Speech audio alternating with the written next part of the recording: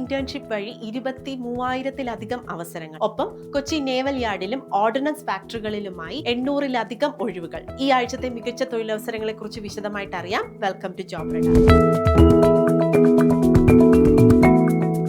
ബിരുദധാരികൾക്ക് ഇതാ ഒരു കിടിലൻ അവസരം. സ്റ്റൈപ്പൻഡോട് കൂടി PM ഇന്റേൺഷിപ്പ് പദ്ധതി വീണ്ടും വന്നിരിക്കുന്നു. കേരളത്തിൽ മാത്രം 610 അവസരങ്ങളുണ്ട്. അതുകൂടാതെ കൊച്ചി നേവൽ യാർഡിൽ 240 അപ്രന്റീസ് ഒഴിവുകളും നോട്ടിഫിക്കേഷൻ വന്നിട്ടുണ്ട്.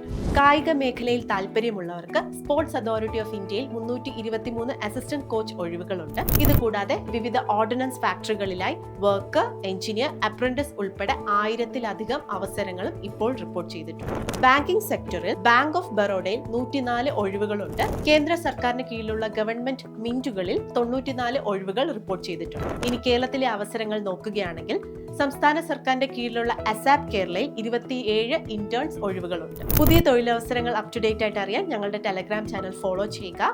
This is your fastest path to your government career. അടുത്ത ജോബ് റഡാറിൽ വീണ്ടും കാണാം.